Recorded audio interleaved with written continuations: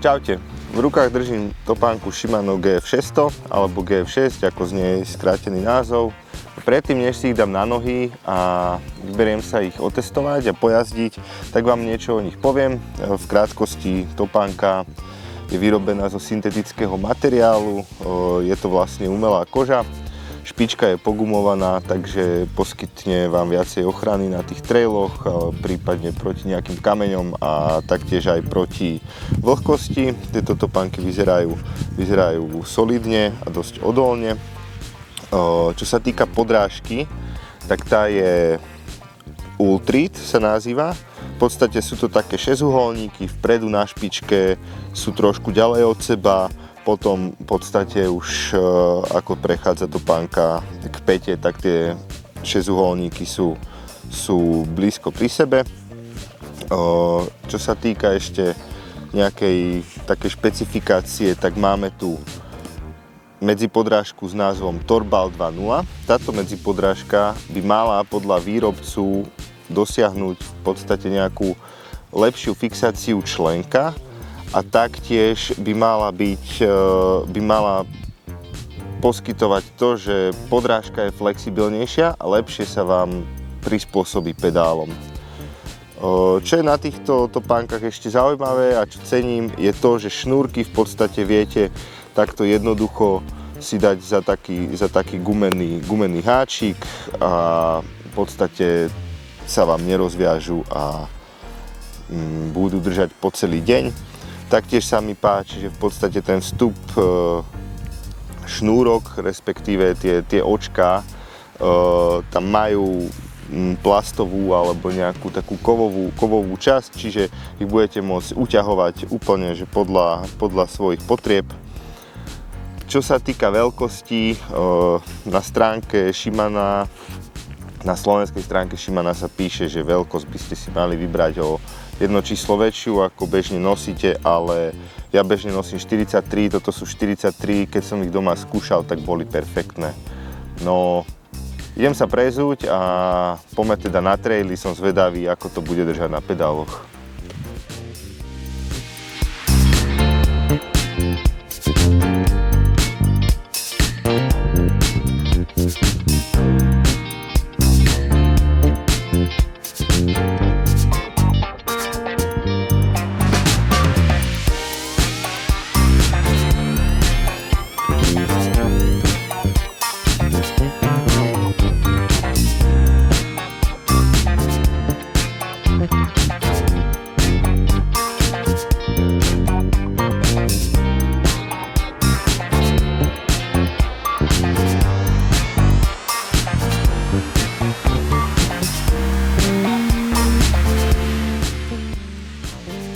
Takže, topánky Shimano GF600 v našom teste obstáli, musím povedať, veľmi dobre. Pojazdili sme, niečo sme pošlapali, čiže skúsim v krátkosti zhrnúť prvé dojmy z tohto jazdenia. Prvé, čo som si hneď všimol, bolo, že podrážka je o niečo tvrdšia než u iných značiek. V podstate prejavilo sa to trošičku zníženým gripom, ale na to, že je tá podrážka taká tvrdá, aj vlastne na dotyk, aj na pocit, tak som čakal, že to bude oveľa horšie, ale v podstate, čo sa týka gripu na pedáloch, tak musím povedať, že sa fakt približovali k najlepším topánkam, ktoré som jazdil. To aj napriek teda tej tvrdosti. Na druhej strane tá tvrdosť bude mať za následok to, že tie topánky vydržia dlhšie a neopotrebujú sa tak rýchlo ako trebárs iné konkurenčné topánky. Čo bolo za mňa tiež veľmi dobré, nemusí to samozrejme vyhovovať každému, ale je to v podstate taká tuhosť prevedenia tej topánky. Naozaj vám to fixuje krásne členok. Pri členku sú tie topánky kúsok zvýšené a fakt to poskytuje oporu, či už pri jazdení alebo pri šlapaní. Toto sa mi naozaj veľmi páčilo. Čo sa mi tiež veľmi páčilo, je to, že šnúrky sa dajú vlastne uchytiť tým gumovým popruhom, alebo ako to nazvať. To znamená, že v podstate sa vám nerozviažu a držia v podstate celý deň. Ešte k tej podrážke ma napadla teraz jedna vec. Tie rozostupy medzi tým dezénom sú malé. Možno, že keby boli o niečo väčšie, topánka by poskytovala väčší grip aj pri šľapaní do kopca.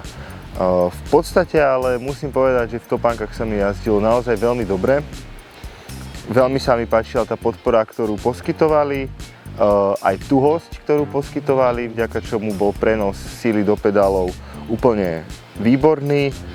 Grip hodnotím zo 100% by som im kľudne dal 85 až 90%, naozaj dobrý grip, pohodlné topánky, veľmi dobre sa s nimi jazdilo. Momentálne sa na stránkach Shimano Slovensko predávajú za 170 €, čo nie je najmenej, ale musíte počítať s tým, že sú to naozaj trvácne topánky, ktoré vám vydržia dlho.